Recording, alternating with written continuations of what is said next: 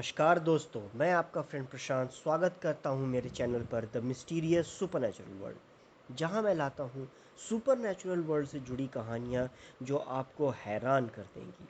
तो दोस्तों, मेरे वीडियोस को लाइक और शेयर ज़रूर करें और हाँ, मेरे चैनल को सब्सक्राइब करना बिल्कुल भी ना भूलें। तो चलिए गाइज, शुरू करते हैं आज की कहानी। आज की कहानी है मायोंग विलेज, डायन और काला जादू। आप सब ने डायन के बारे में तो सुना होगा और डायन के काले जादू के बारे में भी सुना होगा। डायने आधी रात को, अमावस्या की आधी रात को, जब कोई चांद नहीं होता, सुनसान जंगलों में काला जादू करके अपनी शक्तियों को जागृत करती हैं, बलि देती हैं। ये कहानी है मायोंग गांव की। मायोंग एक गांव है जो मोरीगांव डिस्ट्रिक्ट में, असम स्टेट में पड़ता है। अब मायोंग इंडिया का ब्लैक मैजिक कैपिटल माना जाता है। ये ब्रह्मपुत्र रिवर के किनारे में गुवाहाटी, जो वहाँ का कैपिटल है, उससे 40 किलोमीटर की दूरी पर है। मायोंग का जिक्र महाभारत के समय में भी आता है। कचारी राज्य, ये वो राज्य था जहाँ से घटोत्कच का जन्म हुआ था और उसने महाभारत में, जो महाभारत की लड़ाई थी, उसमें पार्ट लिया था। घटोत्कच भीम का बेटा था और वो कई सारी जादुई शक्तियों का स्वामी था। ऐसा माना जाता है कि आज भी वहाँ तांत्रिक चुड़ैलें मायोंग के जंगलों में पाई जाती हैं और यहाँ खुदाई में ह्यूमन स्कल्स भी प्राप्त हुए हैं। इसका मतलब ये हुआ कि यहाँ नर बलि दी जाया करती थी। अंग्रेज़ों के टाइम से जब यहाँ खुदाई हो रही थी तो कई सारे लोगों के ह्यूमन स्कल पाए गए हैं। इसीलिए मायोंग को इंडिया का ब्लैक मैजिक कैपिटल कहते हैं। आज भी मायोंग के घर घर में काला जादू किया जाता है और इसके नाम से ही लोगों के होश उड़ जाते हैं। तो ये कहानी है सुधीर की, जो गुवाहाटी में एक इनकम टैक्स ऑफिसर था और वो इनकम टैक्स का काम करता था। सुधीर के जो रिलेटिव्स थे, उनके जो मामा और मामी थे, वो मायोंग गांव में रहते थे। सुधीर गुवाहाटी से 40 किलोमीटर दूर हमेशा अपने मामा मामी से मिलने जाया करता था। इस हफ्ते भी फ्राइडे की छुट्टी थी और सैटरडे संडे तो उसकी छुट्टी ही रहती थी। तो 3 दिन की छुट्टी हो गई। तो उसने अपने मामा के घर जाने का प्लान बनाया। ऑफिस ख़त्म होने के बाद वो घर से तैयार होकर निकला और गुवाहाटी के बस स्टैंड पे पहुंच गया। गुवाहाटी से मायोंग जाने वाली जो लास्ट बस है, वो रात के 9 बजे चलती थी और रात के लगभग 10:30 बजे के करीब आपको वो मायोंग के बस स्टैंड तक पहुंचा देती थी। बस स्टैंड से गांव 2 किलोमीटर की दूरी पे था, जहां से आप टांगे से भी जा सकते थे या ऑटो से भी जा सकते थे। लेकिन एक शॉर्टकट भी था जो बंगला मुड़ा जंगल के बीच से होकर गुजरता था, जिससे डिस्टेंस सिर्फ 1 किलोमीटर का रह जाता था। उस रात को, रात के 10:30 बजे बस ने मायोंग बस स्टैंड पे पहुंचा दिया। सुधीर बस से नीचे उतरा तो उसे वहीं राजू और सुरेश दिखाई दिए, जो उसके मामा के घर के पास में ही रहते थे और उसकी उनसे अच्छी जान पहचान थी, उसके दोस्त थे। सुधीर ने कहा, अरे राजू, सुरेश, तुम दोनों यहाँ क्या कर रहे हो? राजू ने कहा, हम दोनों कुछ काम से गुवाहाटी शहर गए थे, अभी लौट रहे हैं। सुरेश, अरे आप यहाँ कैसे आए? सुधीर, अरे मैं ना 3 दिन की छुट्टी थी तो सोचा मामा जी से मिल लूँ। राजू ने कहा, अच्छा किया भाई, चलो साथ साथ चलते हैं। हाँ चलो।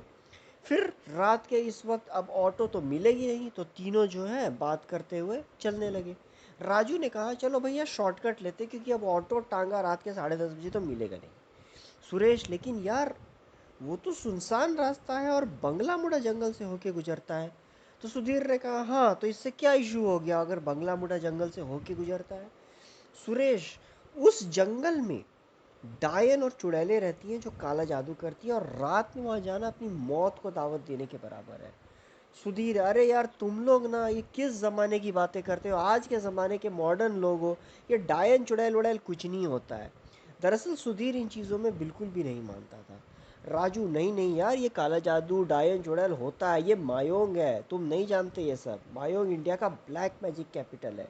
यहाँ ऐसी शक्तियाँ पाई जाती हैं जिसके बारे में तुम सोच भी नहीं सकते। सुधीर, मैं ये सब नहीं मानता। राजू, नहीं मानने से सच नहीं बदलता। जिस दिन सामना हो गया ना, उस दिन मानने लगोगे। लेकिन इस वक्त ना कोई ऑटो मिलता ना कुछ मिलता, तो तीनों के पास कोई चारा तो था नहीं। तो बंगला मुड़ा जंगल से होकर गुजरना ही पड़ेगा। इसीलिए तीनों चल पड़े। लेकिन टेंशन मत लो, राजू ने कहा, मुझे पता है कि इन ताकतों से कैसे बच के निकलना है। तुम लोग बस वैसा वैसा करना जैसा मैं कहता हूँ। अब इस शॉर्टकट से चलते हैं। फिर तीनों एक साथ बंगला मुड़ा जंगल वाले शॉर्टकट से जाने लगे। राजू, सुरेश और सुधीर चुपचाप चल रहे थे। सुधीर, कितना सन्नाटा है। सुरेश, हाँ बताया ना, रात में इधर से कोई नहीं गुजरता है। सुधीर, ये काला जादू सच में होता है क्या? सुरेश, हाँ, इसी बंगला मुड़ा जंगल में डायने और चुड़ैलें काला जादू करती है। राजू, हाँ, अमावस्या की रात में ये शैतानी शक्तियाँ और ज़्यादा ताकतवर हो जाती हैं। आज भी अनफॉर्चुनेटली अमावस्या है। सुरेश, ओ शिट, हाँ यार। राजू, टेंशन मत लो, हम जल्दी यहाँ से निकल जाएंगे।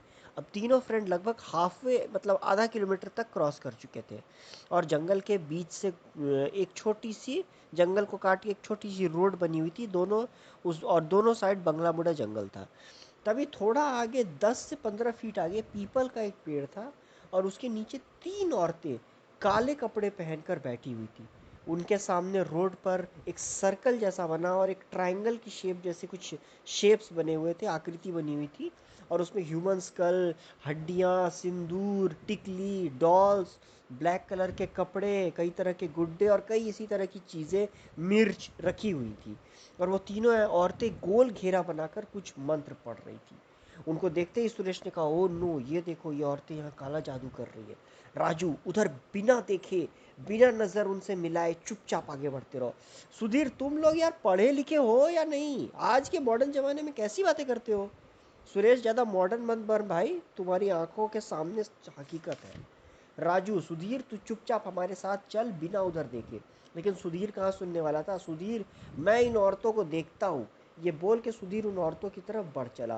राजू, रुक सुधीर, रुक। सुरेश, रुक जा सुधीर। बट वो नहीं सुनने वाला था, वो बढ़ चला और सुधीर जो है उनकी तरफ गया, उन औरतों के सामने जाकर खड़ा हो गया और फिर बोला, तुम लोग यहाँ क्या कर रही हो? और ये हड्डियाँ, सिंदूर, डॉल्स, ये सब क्या है? चलो भागो यहाँ से। राजू रोकने की कोशिश पीछे से कर रहा था लेकिन सुधीर तो बस बोले जा रहा था। तीनों औरतें एक नज़र सुधीर को देखने लगी। उनकी आंखें एकदम डेंजरस थी। तीनों गुस्से से लगातार उसे देख रही थी। सुधीर, ऐसे क्या घूर रही हो? ये सब हटाओ यहाँ से, सुना नहीं क्या? और ये कह के उसने जो ह्यूमन स्कल था उसे फुटबॉल की तरह एक किक मारी। उनमें से एक औरत ने हाथ में सिंदूर लिया और थोड़ी सी राख ली और कुछ मंत्र पढ़ने लगी और उसके बाद उसने वो सिंदूर और राख सुधीर के मुंह पे फेंक दिया। उसके फेस और शर्ट पे राख और सिंदूर लग गया। फिर वो औरत एक बहुत ही क्रीपी सी स्माइल, डरावनी सी स्माइल दी और उसके साथ सुधीर को देखने लगी और फिर तीनों औरत अंधेरे में गायब हो गई। राजू और सुरेश जैसे वो गई दौड़ते हुए आए। राजू, तुमने बहुत गलत किया यार, तुम ठीक हो ना? सुरेश, उसने तुझ पर काला जादू कर दिया है, अब क्या होगा? सुधीर, ये सब बकवास मनगढ़ंत बातें बंद करो यार। कोई काला जादू वाला जादू कुछ नहीं है, थोड़ा सा बस सिंदूर और राख फेंक दिया उस गंवार औरत ने, कपड़े गंदे कर दिए, घर जाके चेंज कर लूँगा। अब चुपचाप घर चलो। तो तीनों चुपचाप गांव की तरफ चल दिए।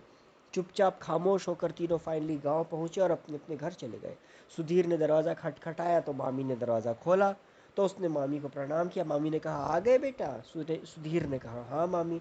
फिर मामी ने जब उसकी हाल देखी तो पूछा, ये शर्ट पे और ये चेहरे पे क्या सिंदूर और राख लगी हुई है? तो उसने कहा, ओ मामी, बस में एक औरत सिंदूर की पुड़िया लेकर चल रही थी, वो उसी में थोड़ा टक्कर हो गई, गिर विरा दिया। सुधीर ने उस रात की बात और वो तीनों औरतों वाली बात नहीं बताई। फिर मामी ने कहा, चलो कपड़े चेंज कर लो, फिर खाना लगाती हूँ। फिर नहा धो के सुधीर ने खाया खाया और सोने चला गया। रात में जब वो नींद में सो रहा था तभी सपने में उसने देखा कि वो बंगला मुड़ा के जंगल में अकेले रात में जा रहा है और अचानक वो औरत उसके सामने आ गई और हंसते हुए बोली, तूने हमारी साधना भंग की थी, उसकी कोशिश की, तू तो गया, अब तू नहीं बचेगा, हा हा हा। और जोर जोर से वो हंसने लगी। तभी अचानक सुधीर की नींद टूट गई। वो हड़बड़ा कर उठा, घड़ी देखा तो घड़ी में सुबह के 6:30 बज रहे थे। वो पसीने पसीने हो चुका था। फिर 2 दिन के बाद फिर वो बेचारा उठ के बैठ गया, उसने पानी पिया और फिर उसे एक सपना समझकर वापस लेट गया।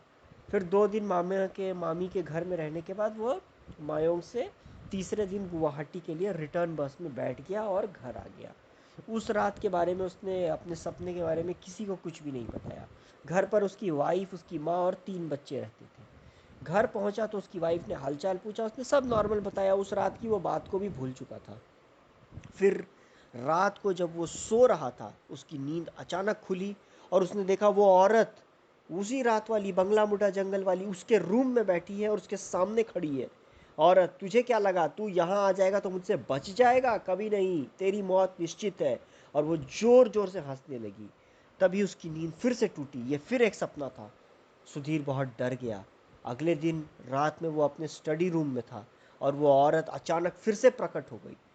उस समय उसने सुधीर को देखी और उसके ऊपर वो फिर से राख फेंकी और सुधीर का चेहरा जोर जोर से जलने लगा। वो जोर जोर से चिल्लाने लगा। सारे फैमिली मेंबर्स दौड़ के आ गए, बोले पूछे क्या हुआ। सुधीर ने अपनी माँ और अपनी वाइफ को बताया कि ये सामने जो औरत खड़ी है उसने मुझके मेरे ऊपर राख फेंका है और अब मेरा पूरा चेहरा जल रहा है। माँ और वाइफ ने कहा कौन सी औरत, कौन सा राख। सुधीर ने जब अपने आईने में देखा तो देखा उसके चेहरे पे कुछ भी नहीं लगा है।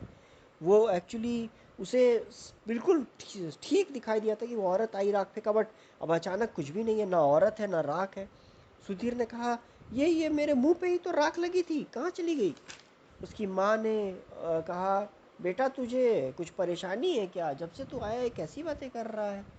लेकिन सुधीर ने कहा नहीं नहीं माँ सब ठीक है। अब रोज रात को वो औरत सुधीर को दिखाई देती और सिर्फ सुधीर को ही दिखाई देती, बाकी फैमिली मेंबर्स को नहीं दिखती। अब सुधीर की धीरे धीरे हेल्थ जो है डाउन होने लगी। वो कमज़ोर होने लगा। ऐसा लगने लगा जैसे उससे बॉडी में खून ही नहीं, कोई उसका खून चूस रहा है। और वो दिन ब दिन बहुत कमज़ोर होने लगा। ना वो ठीक से खा पाता ना सो पाता। सोने जाता तो सपने में वही औरत आ जाती। धीरे धीरे उसकी हालत इतनी ख़राब हो गई कि उसे हॉस्पिटलाइज करना पड़ा। डॉक्टर्स भी कुछ समझ नहीं पा रहे थे कि इसे क्या हो रहा है, क्योंकि उनके मेडिकल एनालिसिस में तो वो ठीक है, बट ऐसे क्यों कमज़ोर होता जा रहा है। मेडिकल रिपोर्ट्स में भी उसे कोई बीमारी नहीं थी। डॉक्टर्स को कुछ समझ ही नहीं आ रहा था ये क्या हो रहा है। हॉस्पिटल में भी वो रोज़ रात को चिल्लाने लगता, उसे वो औरत दिखाई देने लगती। डॉक्टर्स आकर नींद का इंजेक्शन लगा के उसे शांत करते, सुधीर फिर सो जाता।